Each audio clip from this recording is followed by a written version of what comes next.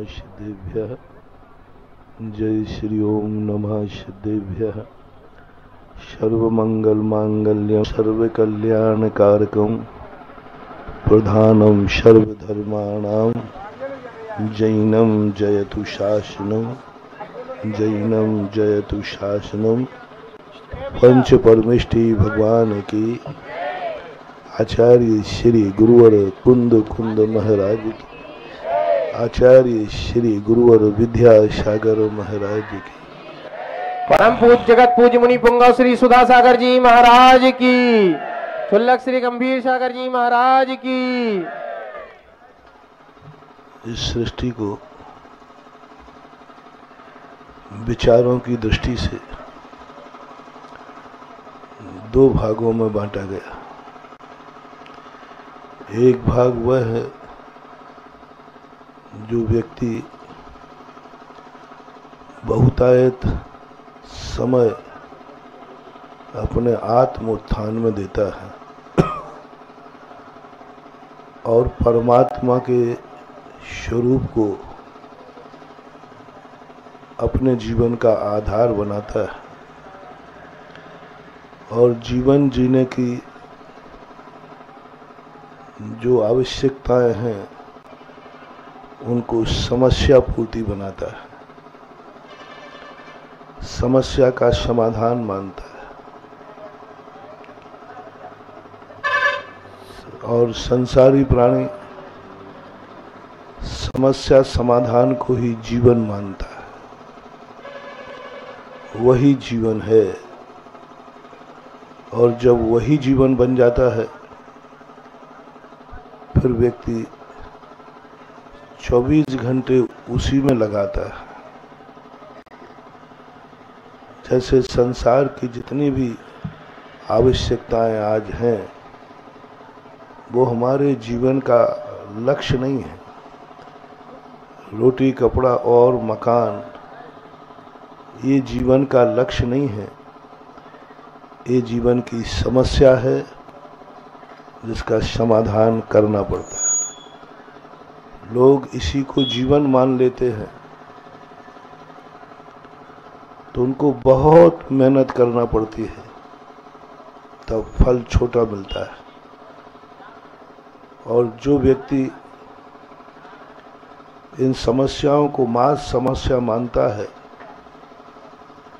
जीवन का आधार नहीं मानता, वे थोड़ी सी मेहनत करते हैं और फल बहुत मिल जाता है। देव कौन बनते हैं? वे ही व्यक्ति बनते हैं देव जो परिश्रम कुछ करते ही नहीं, फल ज्यादा मिलता है। लेकिन आज पंचम काल है, कलयुग है, इसमें आपने देखा हर चीज हर व्यक्ति मेहनत ज्यादा करता है, फल कम मिलता है। एक पेड़ साल भर में कितने दिन फलता है?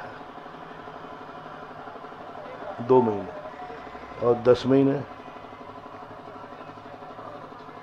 10 महीने वो सर्दी गर्मी धूप सब खाता रहता है।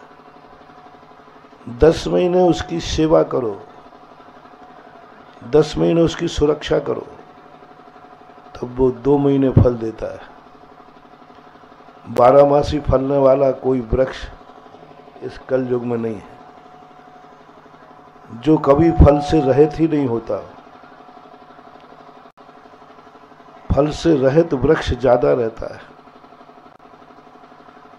खेतों को मैं देख रहा हूं, फसल कितनी दिन आती है, खाली ज्यादा रहता है, क्योंकि वो सदाबहार जमीन नहीं है जहां सदा बरसात होती रहे, सदा पानी मिलता रहे। पानी वाली जमीनें, 12मासी उपज देने वाली जमीनें इस कलयुग में कम है। सारे संसार की व्यवस्था यही है। आप व्यापार करते हैं 24 घंटे, तब कहीं जाकर के कुछ घंटे सोते हैं और कुछ घंटे कुछ खाने को मिलता है। खाने का समय ज़्यादा है कि बनाने का?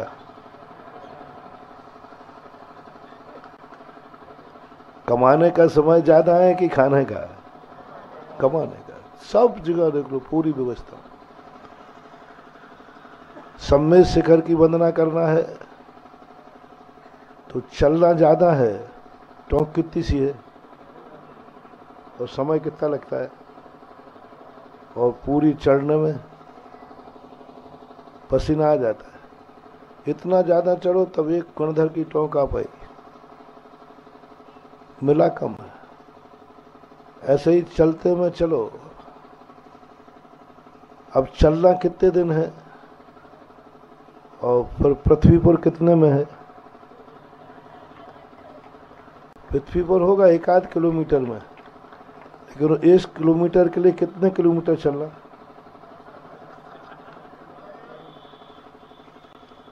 चलते ही रहना है। ये जो व्यवस्थाएं हैं ये कहीं ना कहीं, क्योंकि हमारा खर्च ज्यादा है, आमद कम है, क्यों हमें इतना सब करना पड़ेगा तब फल छोटा मिलता है? इसका एक बहुत छोटा सा उदाहरण देते हैं। आप लोग प्रायः सभी मंदिर जाते हैं, मान के चल रहा हूं, थोड़ा मान लेता हूं, विश्वास कर लेता हूं। हालांकि इनमें 50% लोगों के मंदिर जाने के नियम नहीं है, ये भी मुझे मालूम है। 50 से भी ज्यादा निकल जाए तो कोई बड़ी बात नहीं, फिर भी मान लेता हूं। आप एक दिन में कितनी द्रव्य मंदिर में चढ़ाते पूजन में? 250 ग्राम पक्का, 250 हाईएस्ट है। कुछ लोग तो ऐसे हैं कि जो मंदिर की चढ़ा देते, कुछ लोग ऐसे हैं कि मुट्ठी भर सुदामा के चावल चढ़ा देते, और कुछ भाई साहब ऐसे हैं कि जो कुछ ही नहीं चढ़ाते। अब आप ही बताएं, 250 ग्राम चढ़ाने का अपन ने हाईएस्ट लिया, दिन भर में भोजन कितने ग्राम हुआ? दोनों टाइम का पूछ रहा हूं, और दोपहर का अलग है। फल फूल सब मिलाओ ना, 2-2.5 किलो आराम से हो जाता है। अब 250 ग्राम चढ़ाते हो, 200 ग्राम का 2 किलो खाते हो, तो कितने दिन में 250 चढ़ाओगे तब वो 2 किलो हो पाएगा? 5 दिन जब तुम पूजा करोगे, 1 दिन भोजन की व्यवस्था होगी। यहाँ लेन देन बराबर है।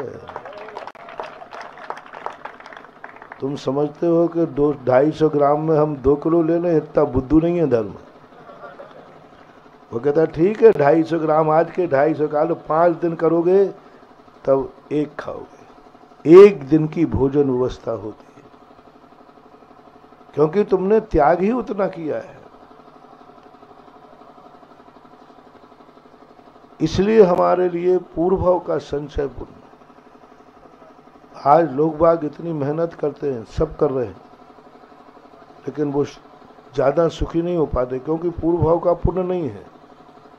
आमन 250 ग्राम की है और खर्चा 2 किलो का है, तो अब शेष की पूर्ति कौन करेगा? शेष की पूर्ति का एक ही तरीका है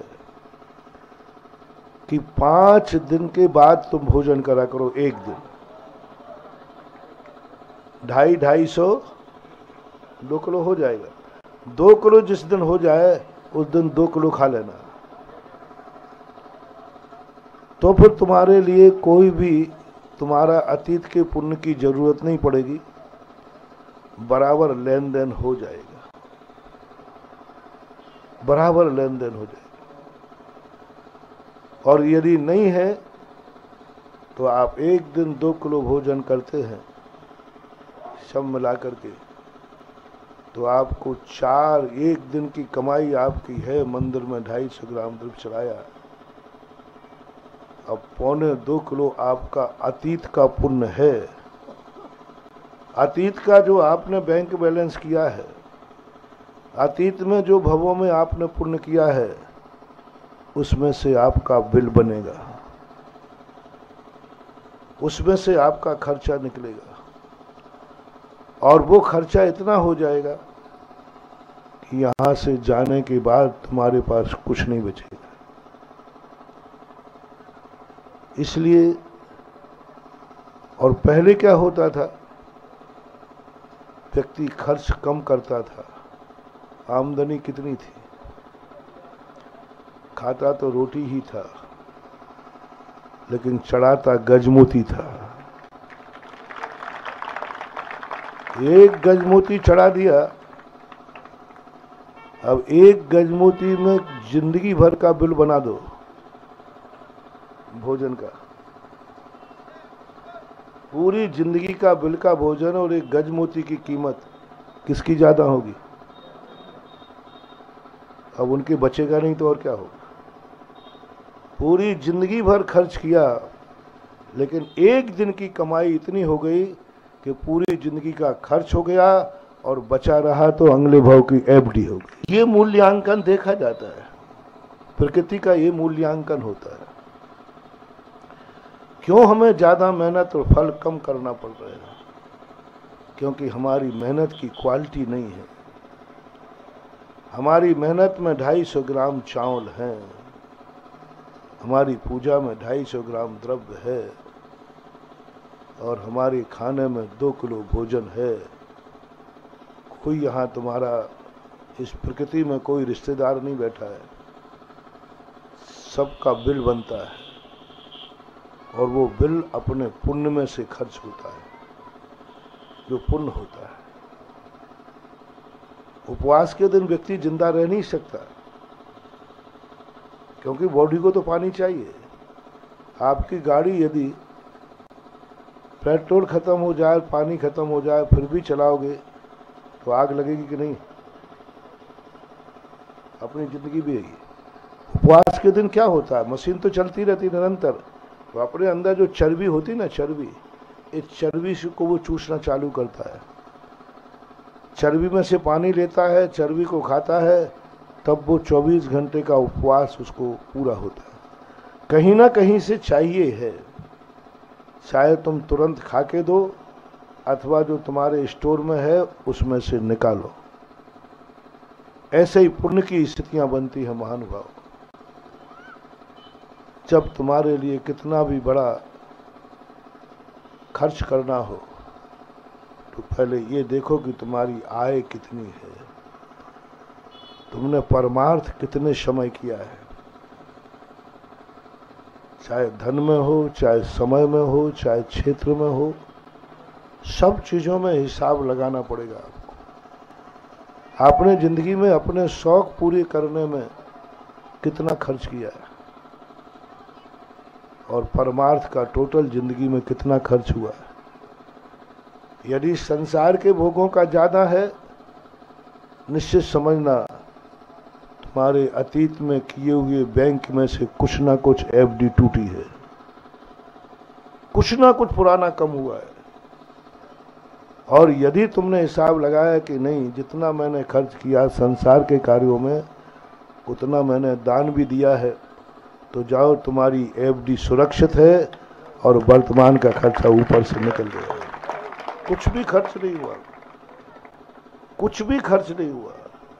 नया कमाई एफडी में जाती है, एफडी टूटती जाती है। ये जो क्रम है अपनी जिंदगी का, ये क्रम हम सोच नहीं पाते और सोचते हैं कि हम इतनी मेहनत कर रहे हैं फिर भी परिश्रम कम मिल रहा है। उसका मूल कारण है कि उस परिश्रम का कीमत कितना है, मूल्यांकन कितना है, समय कितना है हमारा, आत्म उत्थान के लिए समय कितना समय, कुछ भी समय नहीं होता। इसलिए अपने जीवन की जो भी तुम्हारे पंच इंद्रिय के विषय हैं, इनको जीवन का लक्ष्य मत मानो। ये जीवन की समस्या है, इसका समाधान करना। भूख लगना ये पुण्य का उदय नहीं है, पाप का उदय है। लेकिन भूख जब भी मिटेगी पाप के उदय से नहीं, पुण्य के उदय से मिलेगी, नहीं तो मिट नहीं सकती। और जब तुम मिटा रहे हो तब उस समय कहीं ना कहीं से कोई पुण्य आकर के खर्च हो रहा है। उस खर्च पर जो व्यक्ति ध्यान नहीं देता है, अंत में जी कर के रावण के समान वो दुर्गति को प्राप्त होता है। और ज्ञानी व्यक्ति जो समझदार होते हैं, वे खर्च के पहले आय देखते हैं कि हमारी आय किस प्रकार की है और खर्च प्रकार का है। उनको कभी नीचा देखना नहीं पड़ता, क्योंकि दोनों वो बराबर बैलेंस करके चलते। आज इस पंचम काल में अपन लोग हैं, आप ही नहीं हम भी हैं इसमें शामिल। हमारी जितनी तपस्या, इतनी तपस्या में तो अभी मैं मोक्ष पहुंच जाता। कितने साल हो गए मुनि बने, इतने साल बना जाते हैं। यहाँ तो मुनि बना नहीं और मोक्ष हुआ नहीं, थे क्या करना, ज्यादा थोड़ी करना। लेकिन इतने साल क्यों हो गए? क्योंकि जो मोक्ष का सुख है, उस सुख का बिल पेमेंट करने की अभी मैंने कमाई नहीं कर पा रहा। हाँ, एक एक क्षण का अनंत सुख है, अनंत सुख है सिद्धों का। अब उस सुख का बिल पेमेंट तुम कैसे करोगे? क्योंकि तुम्हारी कमाई तो उतनी है नहीं।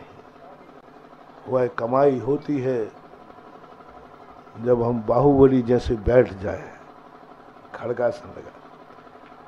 यहाँ तो क्या है, इतना ही देख लो, टीकमगढ़ से और दिगौड़ा 23 किलोमीटर था। दो विश्राम हो गए, एक रात का और एक अभी का। 4 किलोमीटर, 4-5 कितना है, 4 किलोमीटर 5 किलोमीटर बैठना पड़ा। उन्होंने कहा नहीं, अभी तुम्हारे पास कमाई ज्यादा नहीं है। 8 बजते ही तुम्हारी गर्मी चढ़ने लगती है, सूरज तुम्हें तपाने लगता है, सूरज की गर्मी से तुम तप जाते हो, सूरज की गर्मी तुम्हें सहन नहीं होती है। इसका अर्थ है तुम्हारी कमाई का साधन कम है और मोक्ष का खर्चा ज्यादा है। इसलिए पंचम काल में कहा बंद। और वो खर्चा चाहिए, वो आमंद चाहिए जो 8 बजे नहीं। मुनि महाराज गर्मी के दिनों में पहाड़ के ऊपर खुली चट्टान पर बैठते हैं। और दूसरी बात, एक महाराज होते हैं जो सूर्य की तरफ आंख उठा के देखते हैं, निकलते हुए सूर्य को, डूबते तक सूर्य को देखते रहते हैं, गर्मी का, जेठ के महीने का, और आंख झपकाते नहीं हैं और सूर्य को देखते हैं। सूर्य मुड़ता जाता है, वे मुड़ते जाते हैं। जब सूर्य अस्त होता है तब आंख झपकती है। अब बोलो इनकी कमाई कितनी है? समय कौन सा है? ज्येष्ठ का। जेठ तपे आगरे, यानी सूर्य तपता है। और बैठे कहाँ हैं? सामयाने के नीचे नहीं। कहाँ बैठे हैं? पहाड़ पे, चट्टान पे। और देख किसको रहे हैं? और पूरे जब से सूर्य निकला अस्त तक वो पलक नहीं झपकाएंगे, पलक नहीं झपकेगा। देख रहे हैं, देखते ही रह जाएंगे। ऐसी तपस्या की जो कमाई करेगा उसको मोक्ष मिलेगा।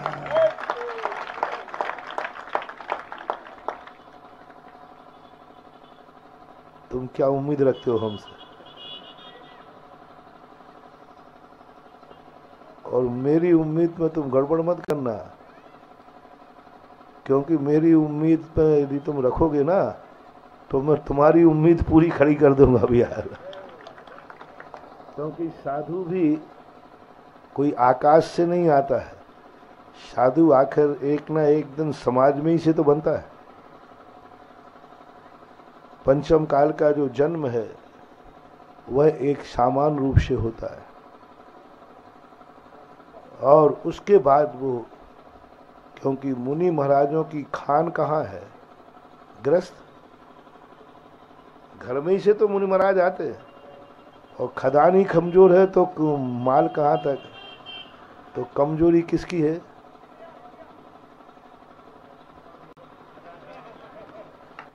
खदान ही कमजोर है, करें क्या, उसमें हीरा वैसे निकल ही नहीं पा रहे हैं। तो ये पंचम काल की स्थिति, फिर भी आज पंचम काल में भी जब ये हतोत्साहन हुआ, जब साधु तत्व दृष्टि में गया, सम्यक दृष्टि की तत्व दृष्टि बनी, तो वो हताश हो गया कि मैं मोक्ष का प्राप्त नहीं कर पाऊंगा, मैं उतनी कमाई नहीं कर पाऊंगा। तब फिर जिनवाणी माँ ने कहा, बेटा सुन, चौथे काल में मोक्ष प्राप्त करना, चौथे काल में पहाड़ पर बैठना, चौथे काल में सूर्य को देखते हुए दिन गुजारना, वो उतना प्रशंसनीय नहीं है जो पंचम काल में मुनि बन जाना ही प्रशंसनीय है। गजब की बात, मुनि बनने का भाव चौथे काल में इतना करने के बाद भी नहीं, पंचम काल में मुनिचर्या पालन करना, पहाड़ के ऊपर बैठना का ठूक, कमरे के अंदर ही बैठ जाना, दोपहर की धूप तो ठीक 8 बजे की धूप में ही निकल रहा है, तो भी चौथे काल से ज्यादा प्रशंसनीय है। एक कोई बड़ा आदमी कोई काम कर ले, वे पेड़ पे चढ़ कर के कोई फल तोड़ के लाए और एक छोटा सा बच्चा तोड़ के लाए, तो दोनों में प्रशंसा किसकी है? हैं? तो अपन तो छोटे बच्चे हैं, थोड़े कार्य में भी प्रशंसा है। आप लोग भी पंचम काल में गृहस्थ भली वह शक्ति नहीं रख पाता है, गृहस्थ भली वह गजमूती नहीं चढ़ा पाता है। क्या बात, जैसे हमने कहा ना, मुनि महाराज बड़ी घोर तपस्या नहीं कर पा रहे, लेकिन मुनिचर्या का पालन तो ये कम नहीं है। अंदर विषय वासना वर्त, बाहर लोक लाज भय भारी, ताते परम दिगंबर मुद्रा, धर न सके दीन संसारी। इस कलयुग की प्रशंसा की कि इस युग में हीन संगनन के साथ भी, भौतिक चकाचौंध के साथ भी परमार्थ का दृश्य कभी दिखता नहीं, उसके बावजूद भी दिगंबर मुनि मुद्रा धारण करके राज विचरण कर रहे हैं। समझ लेना ये चौथे काल से कम नहीं है। मुनि मुद्रा का दर्शन होना, अरे वे पंडित 600 साल तक तरस गए कि कोई मुझे, बनारसी दास कहते मैं सारी संपत्ति दे दूंगा, कोई एक बार मुझे मुनि मुद्रा दिखा देवे, एक बार दर्शन कर। राजा महाराजा सैनिकों को भेजते थे जंगलों में, जाओ कहीं भी दिगंबर मुनिराज मिल जाएं। जिंदगी में राजा सोचता था एक बार मात्र देखने में आ जाए, बस दिगंबर मुनिराज, तो राजा अपने आप को जीवन को धन्य मानता। दृष्टि दर्शन भी कल मैंने प्रवचन में कहा था टीकमगढ़ के अंदर,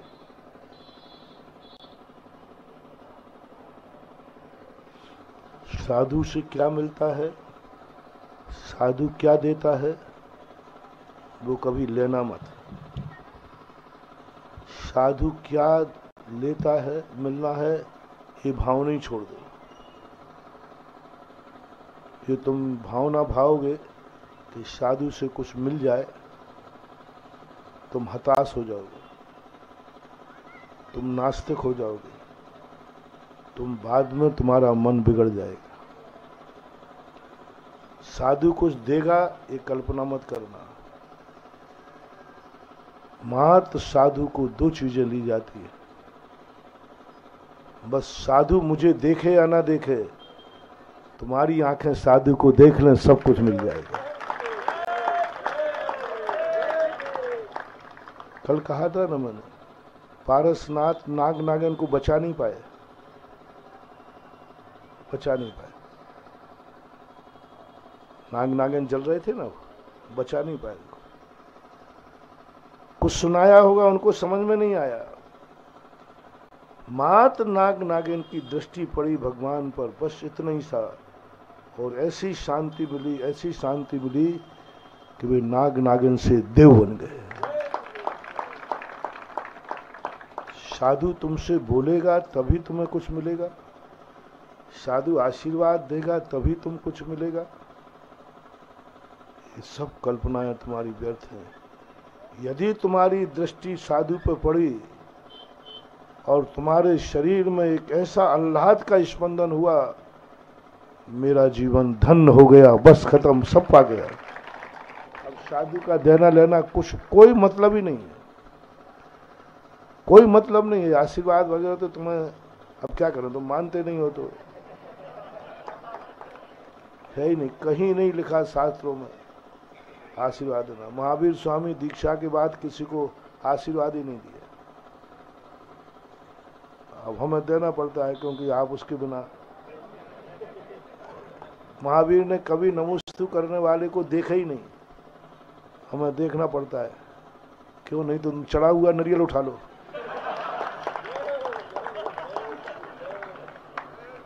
तुमने नमोस्तु किया, आशीर्वाद नहीं दिया तो तुम्हारा मन, मैं तो इतनी दूर से आया, महाराज को 3 बार नमोस्तु किया, लेकिन महाराज ने बड़ा उल्टा हो गया। यानी तुम 3-4 बार नमोस्तु करो और एक बार भी हाथ नहीं उठे तो तुम्हें कैसा लगता है? बस यही गड़बड़ है। और नमोस्तु एक बार भी नहीं करो, हाथ उठ जाए, अरे मजा आ गया, बिना नमोस्तु का मिल गया, वो कट गया। और पहले के लोग क्या कहते थे, वो कहते थे बस महाराज ने मुझे देखा या नहीं देखा, मैंने महाराज को जी भर के देख लिया, बस हो गया, भंडारा भर जाता है। महाराज के देखने से नहीं, तुम्हें देखते ही महाराज को देखा, कैसा लगा? क्या ऐसा अभाग्य लगा कि आज जीवन धन्य हो गया, मुझे एक ऐसी शक्ति मेरी आंखों ने देखी है। बस नाग नागिन को एक क्षण को इतना ही आया, मैं एक ऐसी शक्ति मेरे सामने है, मुझे जलने का दुख नहीं है, जीवन मिटने का दुख नहीं है, मरते समय मेरा शगुन हो गया, मेरा जीवन धन्य हो गया। और पारसनाथ कुछ नहीं कर पाए, मर का देव हो गया। हमारे जीवन की वह जो मूल क्रिया है, यदि इतना हमारे जीवन में हो जाता है, आशीर्वाद नहीं, मैं धन्य हो गया महाराज को नमोस्तु करके। जैन मंदिरों में मूर्ति आशीर्वाद की नहीं बनाई जाती, आशीर्वाद के लिए नमोस्तु करना। आशीर्वाद मिल जाए तब अपने आप को धन्य मानना, ये व्यापार है, ये बनिया की जाति है। किसकी जाति है? आशीर्वाद मिलने पर धन्य मानना ये बनिया की जाति है, और नमोस्तु करने मिल जाए और धन्य मानना ये जैनी की जाति है। जैनी कहता है मुझे तो नमोस्तु करने मिल गया, मैं धन्य हो गया, भंडारा भर गया उसका, मेरी दृष्टि देख ली। तो इतना भी है तो बहुत बड़ी चीज होती थी। ऐसे ही आप पंचम काल में इस भेष को भी धारण करना, भली घोर तपस्या कर पाए या न कर पाए, लेकिन चर्या को धारण करना भी चतुर्थ काल से ज्यादा प्रशंसा। आप लोगों को भी, आपके पास गज मोती नहीं है, लेकिन शास्त्रों में गजमोती चढ़ा रहा है एक व्यक्ति और एक पंचम काल का व्यक्ति 250 ग्राम द्रव्य चढ़ा रहा है और गजमोती से भी ज्यादा प्रशंसा की गई है। पंचम काल का जीव है, चढ़ा रहा है, मुट्ठी भर चावल ला रहा है। सुदामा के चावल की कीमत है, चावलों की कोई कीमत नहीं है। चावलों की कीमत नहीं है, किसके चावल की कीमत है? चावल की तो क्या है, एक मुट्ठी भर चावल कितने के। और श्री कृष्ण ऐसे खा रहे हैं जैसे कि जन्म जन्म से भूखे बैठे हो। सटरथ भोजन बन रहे थे, घर में 17 द्वारकाधीश थे, नारायण थे, क्या भोजन की कमी, क्या स्वाद आ गया उसमें।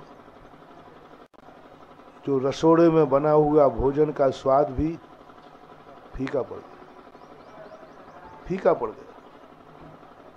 और सुदामा के चावल लेकर के इतने गदगद हो गए। बंधु, आप लोग श्री कृष्ण तो नहीं हो, लेकिन सुदामा बनने से कौन रोक सकता है? कम से कम वह तो हमारे जीवन का अंश रहे। हम भली ऊंचाई छुए न नहीं छुए, एक कदम चले तो सही। धर्म को अपने जीवन में, देव शायद गुरु को अपने जीवन में सबसे बड़ी बात है। जगह जगह भारत देश गांव का देश है और हर गांव में जाओ, जगह जगह पुराने मंदिर हैं, भगवान बैठे हुए। पूर्वजों ने देखो इतने पास पास मंदिरों को बनाया, आज तो फिर भी कुछ मंदिर उठाना पड़ रहे, उठ रहे। लेकिन हमारी संस्कृति क्या कहती है? हम भगवान के पास नहीं जा सकते हैं तो कम से कम भगवान को अपने पास तो बुला सकते। चौथे काल के लोग जब भगवान की याद आती थी तो भगवान के पास चले जाते थे, यानी मोक्ष चले जाते थे। और पंचम काल के जीवों को जब भगवान की याद आती है तो भगवान के पास नहीं जाते, भगवान को ही अपने पास बुला लेते। पृथ्वीपुर में पंचकल्याण क्यों कर रहे हो भैया, क्या जरूरत पड़ी है? महाराज जी भगवान की याद आ रही है तो जाओ ना भगवान के पास,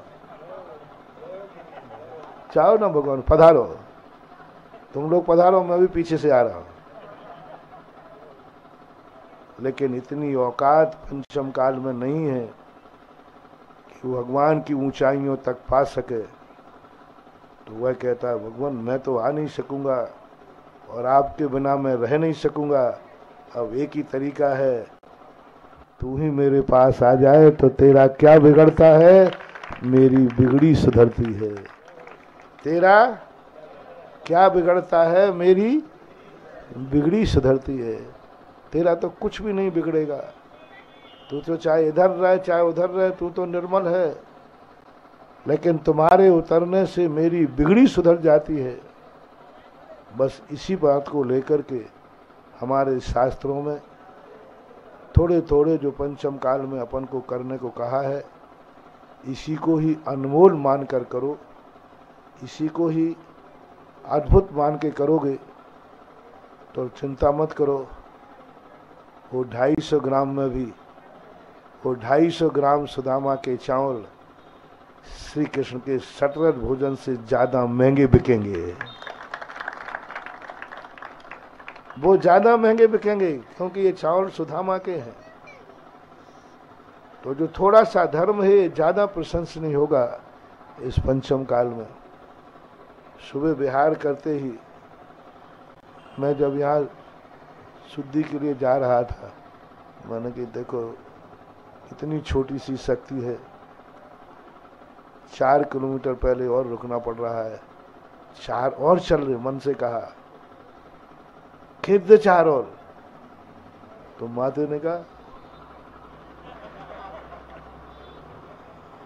खींचा खाची मत करो, क्योंकि आज ही नहीं चलना है, आगे भी चलना है। देवगौड़ा वाले कह रहे थे, वो जो अभी था ना माइक पे बोल रहा था, सोनल हमारा बच्चा है छात्रावास का स्नातक है। महाराज जी देखो थोड़ा चार मजा आ जाएगा महाराज साहब, चलो तो वहीं से पक्षम्पी कर रहा है। महाराज जी थोड़ा थोड़ा सा मन के भैया 10 बजे, अरे महाराज 10:30 सही। मन की पट्टा को अकेला देवगौड़ा ले जाना है और मुझे तो देवगौड़ा से आगे जाना है। मैंने एक बार मजदूर से कहा कि मजदूर, वो कह रहे थे महाराज जी हम मंदिर में काम करेंगे ना फर्श वगैरह का, तो चप्पल पहनना पड़ेगा। तो हमने कहा क्या बात हो गई भैया, एक दिन नहीं पहनेगा तो क्या बिगड़ता है, एक दिन नहीं पहनेगा तो क्या बिगड़ता है, मत पहन। और दूसरी बात मैंने कहा भाई बार बार ये तुम्हें मालिक बार बार तुम्हें डांटता है, तुम क्यों नहीं इतना काम कर देते, डांटे ही नहीं। उसने कहा महाराज जी क्षमा करना, मैं कुछ बोलूं, आपको तो एक ही दिन काम कराना है ना मंदिर में, हमें कल भी काम करना है। यदि पैर गल जाएंगे कुछ हो जाएगा तो आपका काम तो हो जाएगा और हमारा कल मजदूरी पे। आज हम जी भर के काम कर लेंगे, पूरी ताकत लगा देंगे, हमें कल भी तो मजदूरी पे जाना है। मालिक को तो एक ही दिन काम कराना है ना, लेकिन मजदूर को तो कल भी काम करना है। मुझे ये कह रहा था ना सुनो, मुझे वो याद आ रही थी। मैंने कहा बेटा तुम्हें तो एक ही दिन चलाना है, और आज खींच लो, 10 बज जाए 10:30 बजे जो होगा आप तो खींच लो, देवगौड़ा में मजा आ जाएगा। मैंने कहा तुझे तो देवगौड़ा में मजा आ जाएगा, हमें तो आगे भी बिहार करना है, एक ही दिन थोड़ी करना है। तेरी तो मंजिल अंतिम देवगौड़ा है और मेरी मंजिल तो असीम आकाश है। हम एक दिन तो खींच देंगे, दूसरे दिन क्या होगा। महाराज वो तो आगे की तो आप जानना है, हम तो देवगौड़ा तक की जानते हैं, आगे का क्या होगा वो आप जानना। तो जैसे ये कह रहा था तो मुझे थोड़ा सा जोश भी आया, और मैंने कहा इस संस्थान का छोकरा है, तो मैंने कहा थोड़ा चलो, अब बच्चों से थोड़ा मुझे ज़्यादा ही प्यार है संस्थान के, है ना। तो मेरे मन में थोड़ी गुदगुदी आई कि सही कह रहा है, 4 किलोमीटर खींचते, थोड़ा मन मेरा सा प्रभावित हुआ। तो मैंने कहा ठीक ठीक, पीछे छुल्लक जी से पूछ लो। तो छुल्लक जी ने, तो मैंने कहा छुल्लक जी मना कर दें तो हमारी बलाएं टली। हम लोग जब किसी दूसरे पे टालते उसका अर्थ है कि अपनी बलाएं। तो फिर मैं कह रहा था भैया मैं क्या करूँगा, छुल्लक जी की ताकत। तो छुल्लक जी ने तो कह दिया हमें कोई आपत्ति नहीं है, महाराज जी जितना चले उतना हम चलेंगे। अरे इन्होंने तो मेरे ऊपर थोप दिया, अब महाराज आपके ऊपर है। फिर मैं थोड़ा हिम्मत करने की ताकत लगा रहा था कि 10 तो बच जाएंगे, बच जाने दो। फिर तुरंत मुझे वो मजदूर मेरे सिरे आ गया, बाबा जी बाबा जी याद है हमने आपको कुछ कहा था, सदा आपके ही प्रवचन महत्वपूर्ण नहीं है, कभी कभी हम भक्तों की बात भी महत्वपूर्ण है। आपके वचनों में ही दम नहीं है, कभी कभी हम भक्तों के भी। हमने आपसे क्या कहा था जब आपने कहा था जूते नहीं पहनेगा एक दिन, तो हमने क्या कहा था, महाराज जी आपका तो एक दिन का काम है, हमें तो कल भी काम पर जाना है। हम एक दिन पूरी मेहनत कर लेंगे लेकिन कल भी जाना है। जैसे ही मुझे वो याद आया, मैंने कहा सोनल बाबू अब मैं तुम्हारी बातों में आने वाला नहीं, क्योंकि एक ही दिन में अंतिम यात्रा हो तो चलो ले दे करके जैसा है करो। उस मजदूर ने हमें इतना ज्ञान दे दिया। आज मजदूर की बदौलत में बच गया, नहीं तो अभी चल ही रहा होता। शुद्धि वगैरह को जाते, हाँ 10 साढ़े 9 तो बज ही जाते, चल ही रहा होता। और हालत क्या हो रही होती? तुम्हें तो मजा आता, मेरा क्या होता? तो मुझे आज मजदूर ने बचा लिया। जैसे हमारे प्रवचन कई बार तुम्हें बचा लेते हैं, कई बार तुम लोगों की बातें हमें भी बचा लेते। इतना ही सोचो, विचार करो, ऐसी गर्मी में 24 घंटे में एक बार जल पान करने वाला शाम को चल जाए और सवेरे 8 बजे तक चल जाए, बिना पेट्रोल की गाड़ी है, और क्या चमत्कार चाहते हो समझ में नहीं आता। झूठ मत बोलना। सुबह 10 बजे तुम खा पी कर बराबर हो जाओ, कितने घंटे तक का? और पानी, तब तुम्हारी गाड़ी 24 घंटे चल रही ना। हमें तुमने कब पानी पिलाया था, भोजन कब कराया था? तो वो कितने घंटे हो गए? पूरे 24 घंटे हो गए। और 24 घंटे भी बैठे नहीं है। 5 किलोमीटर कल चले, 1 घंटे की जिज्ञासा हुई, 12 किलोमीटर अभी चले, और प्रवचन भी हुआ। इससे बड़ा चमत्कार बिना पेट्रोल के गाड़ियां चल रही, यही बहुत मान रहे। 4 किलोमीटर तक आ गया, ये भी कम नहीं है। जैनागम में, इस कलयुग में एक कदम भी चलता है धर्मचर्या के साथ, तो सतयुग में 100 कदम चलने वाले से भी ज्यादा प्रशंसनीय है। वो 100 कदम चले और ये 1 कदम चला, क्योंकि कलयुग की बलिहारी ऐसी है। तो हमारे में भी यही है और आप में भी यही है। लेकिन ध्यान रखना, देवगौड़ा में जो चौका लगता उसमें पुण्यबंध उतना नहीं था जो यहाँ पुण्यबंध है। यहाँ की श्रद्धा और भक्ति 100 गुनी है। देवगौड़ा में जो आप प्रवचन सुनते, वहां जितना पुण्यबंध होता उससे 100 गुना यहाँ सुन रहे हो, ये पुण्यबंध। देवगौड़ा में पहुंच जाता, प्रवचन भी हो जाता मान लीजिए, तो भी वो उपलब्धि नहीं होती जो यहाँ सड़क के किनारे बैठे हैं, वो उपलब्धि। यहाँ जो श्रोता आए हैं, इनका पुण्य 100 प्रवचनों के बराबर हो गया।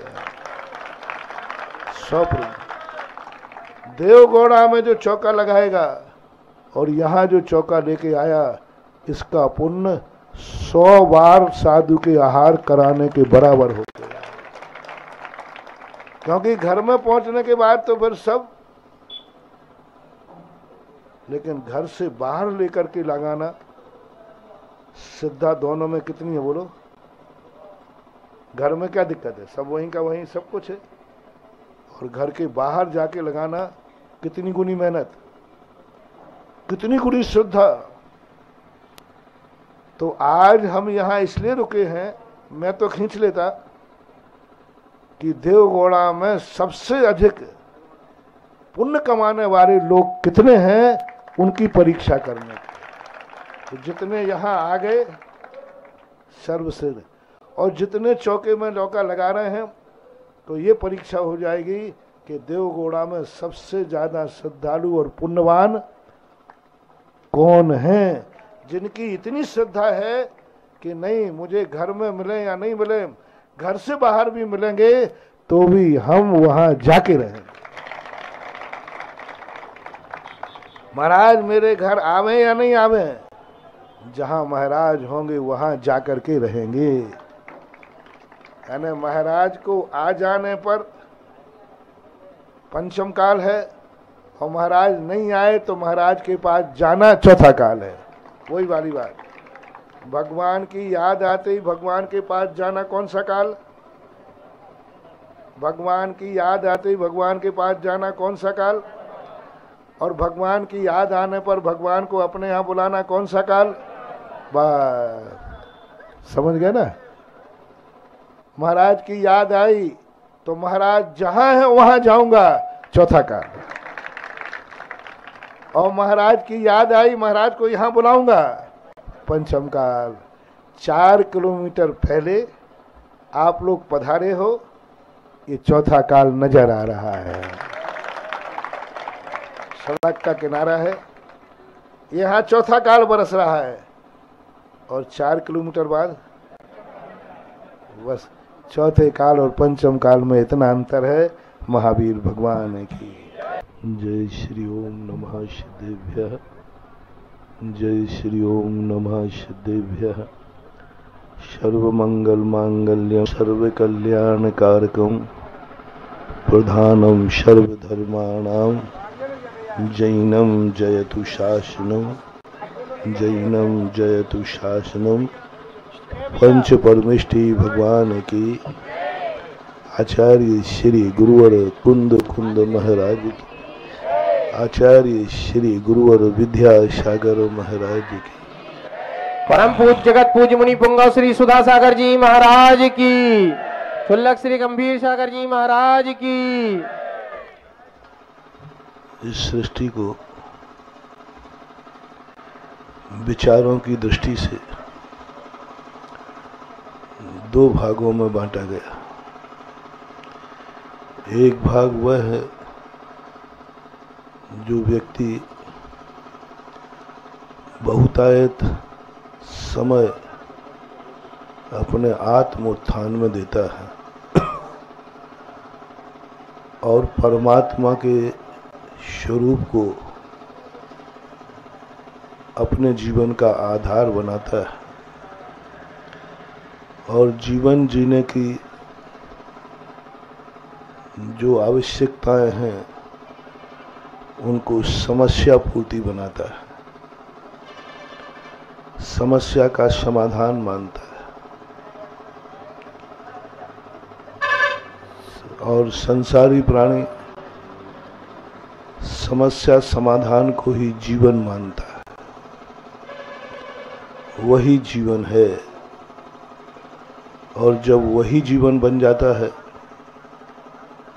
फिर व्यक्ति 24 घंटे उसी में लगाता है।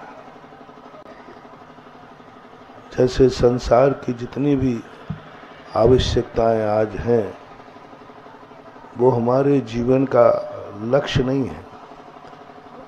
रोटी कपड़ा और मकान ये जीवन का लक्ष्य नहीं है, ये जीवन की समस्या है जिसका समाधान करना पड़ता है। लोग इसी को जीवन मान लेते हैं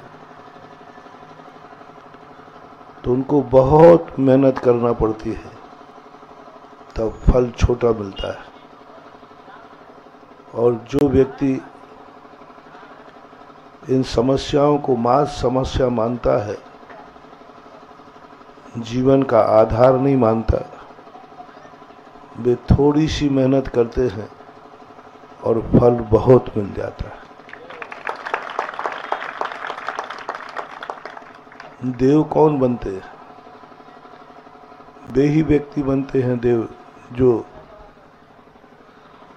परिश्रम कुछ करते ही नहीं, फल ज्यादा मिलता है। लेकिन आज पंचम काल है, कलयुग है, इसमें आपने देखा हर चीज, हर व्यक्ति मेहनत ज्यादा करता है, फल कम मिलता है। एक पेड़ साल भर में कितने दिन फलता है? 2 महीने। और 10 महीने, 10 महीने वो सर्दी गर्मी धूप सब खाता रहता है। 10 महीने उसकी सेवा करो, 10 महीने उसकी सुरक्षा करो, तब वो 2 महीने फल देता है। 12 फलने वाला कोई वृक्ष इस कल युग में नहीं है, जो कभी फल से रहित ही नहीं होता। फल से रहित वृक्ष ज्यादा रहता है। खेतों को मैं देख रहा हूं,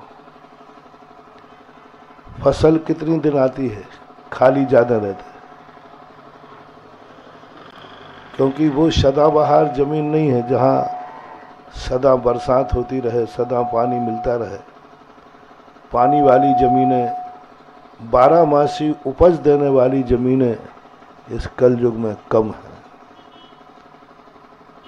सारे संसार की व्यवस्था यही है। आप व्यापार करते हैं 24 घंटे, तब कहीं जाकर के कुछ घंटे सोते हैं और कुछ घंटे कुछ खाने को मिलता है। खाने का समय ज्यादा है कि बनाने का?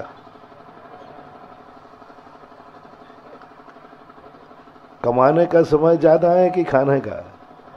कमाने का। सब जगह देख लो, पूरी व्यवस्था। सम्मेद शिखर की वंदना करना है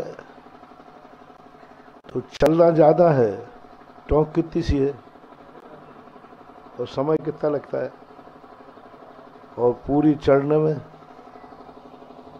पसीना आ जाता है। इतना ज्यादा चढ़ो तब एक कणधर की टोंक आ पाई, मिला कम है। ऐसे ही चलते में चलो। अब चलना कितने दिन है और फिर पृथ्वी पर कितने में है? पृथ्वी पर होगा 1-8 किलोमीटर में, लेकिन 1 किलोमीटर के लिए कितने किलोमीटर चलना?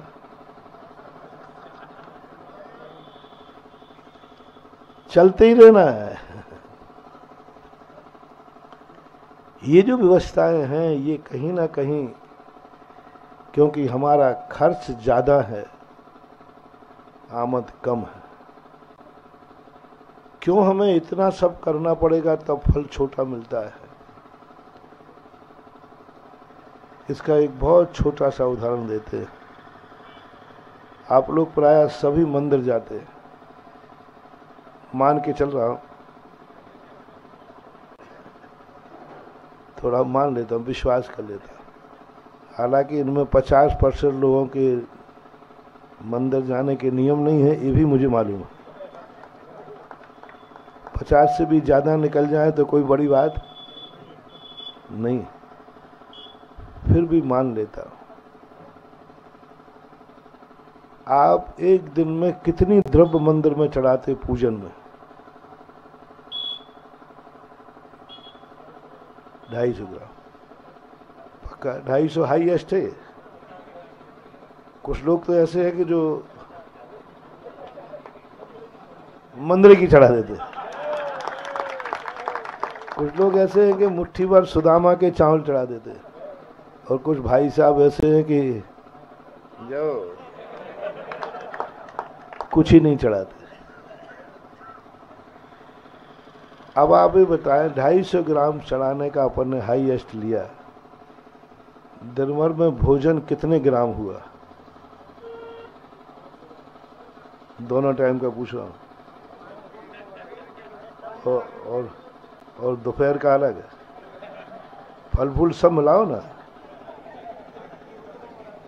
2-2.5 किलो आराम से हो जाता है। अब 250 ग्राम चढ़ाते हो, 200 ग्राम का 2 किलो खाते हो, तो कितने दिन में 250 चढ़ाओगे तब वो 2 किलो हो पाएगा? 5 दिन जब तुम पूजा करोगे, 1 दिन भोजन की व्यवस्था होगी। यहाँ लेन देन बराबर है। तो आज हम यहाँ इसलिए रुके हैं, मैं तो खींच लेता कि देवगौड़ा में सबसे अधिक पुण्य कमाने वाले लोग कितने हैं, उनकी परीक्षा करने।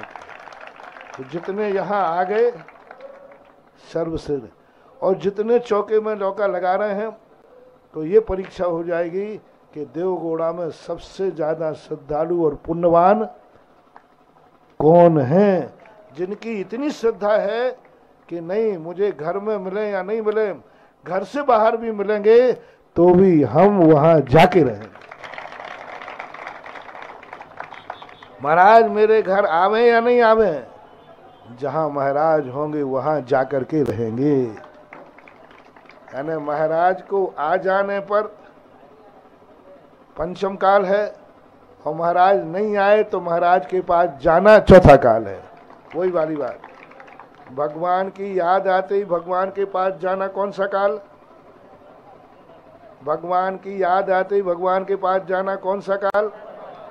और भगवान की याद आने पर भगवान को अपने यहाँ बुलाना कौन सा काल? बस समझ गए ना। महाराज की याद आई तो महाराज जहां है वहां जाऊंगा, चौथा काल। और महाराज की याद आई, महाराज को यहां बुलाऊंगा, पंचम काल। 4 किलोमीटर पहले आप लोग पधारे हो, ये चौथा काल नजर आ रहा है।